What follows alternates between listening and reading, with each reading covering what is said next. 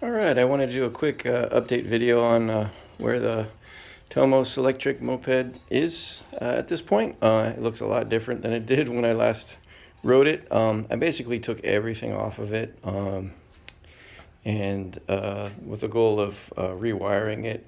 There were a couple of big things I had to change on it, and I wanted to just get it all sorted while I did that. One of the main things is this. So I don't know if you saw my other videos, I may have shown the old circuit breaker.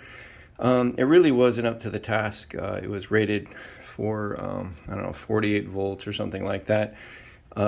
This is for up to over, I think, 100 volts or something like that. So this should be up to the task, and also something like 62 amps.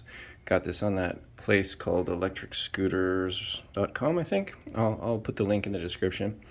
Anyway, I kind of did an interesting mount here. There's this little rail mount that you can buy that allows you to attach this thing on this kind of sliding thing.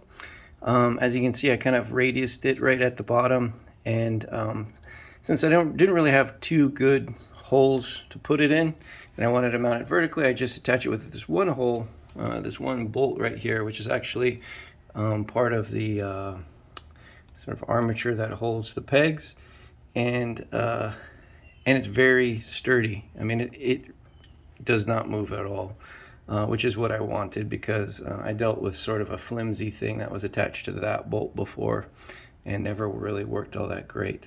So this should handle all of the power going through it. I guess the problem with the other one is that the contacts wear out or something like that. But anyway, let me show you some different things that I routed a little bit differently. I think the main one is on this bike, the wiring harness kind of on that back end starts here, connects to the blinkers and the rear light, which I had relocated from the fender up here with that little bracket I mentioned before.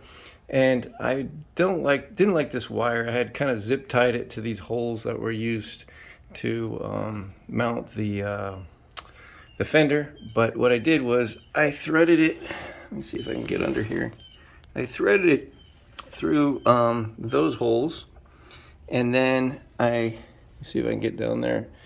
You can see it goes through this. There we go.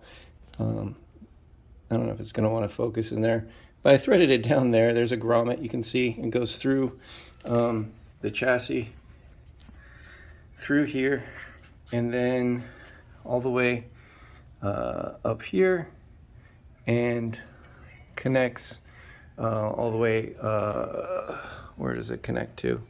Oh, it connects over here, and then it attaches to the stuff, the electrical accessories up here. Yeah, that was the hole right there that it goes back through.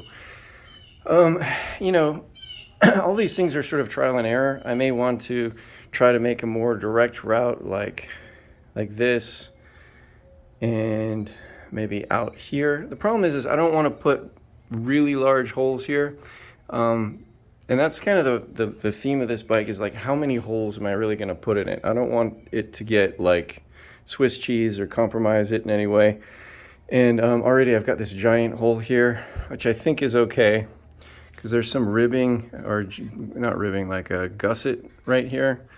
So I think this is not terribly structural, even though it's steel and had purpose. But anyway, I removed that so I could shove all this stuff in there. I went ahead and kind of temporarily wired up the motor in the side. I'm not exactly sure where I'm going to route this. You know, I can always poke a hole on the top here. Got to make a really big hole, though, to poke it through here and route it right alongside the other one. Or I could possibly get it to come through that hole inside, just kind of route it around the other side, which is kind of the way it was before. But then I've got to decide what to do with this, and then the main wiring harness here. So it's a lot of trial and error to try to figure out what makes the most sense. I didn't know if you guys would really be interested in wiring, but one of the things to finish my point, I figured that I would do a bunch of it and then just kind of show you what I did. I don't really want to film, like, you know, me trying to think about how to wire stuff. But anyway, this little bundle here is where the rear wiring harness connects to the front one, and all the different connections. I have to get this sorted out with a fitting, I think.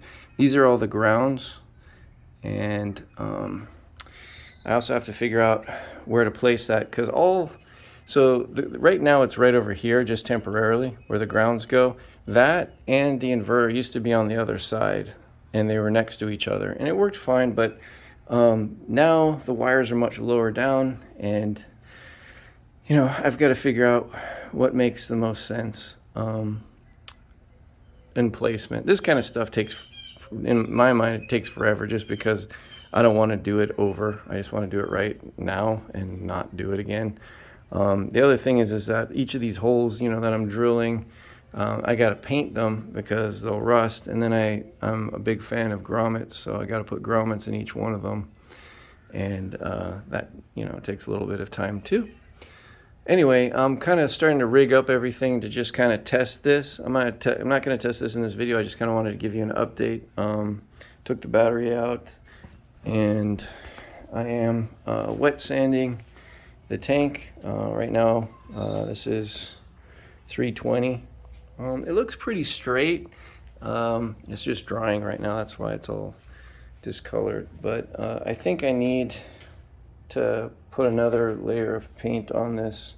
It's probably got 3 coats on it right now, but little areas, like here, it's kind of showing through. I think I rubbed through on the front somewhere, maybe down there. You can kind of see that little spot that I rubbed through. So I'm going to touch it up with a little bit more of the, as it called, storm gray paint. And then I'll go over it again, those areas with 320, and then hopefully there's enough paint built up I won't go through it again. I actually went through it here a little bit too. It's a little hard to see because it's wet, but there's some black under there. And ultimately I'm going to clear coat it, but I don't want to rush to the clear coat stage, the last stage, even though that's what makes it look shiny. Here you can see I rubbed through it here too.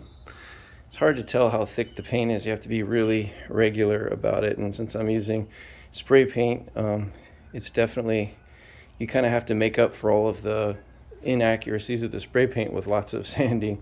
So anyway, hope you guys like the progress, and if you guys have any suggestions about stuff, I'm all ears. Thanks.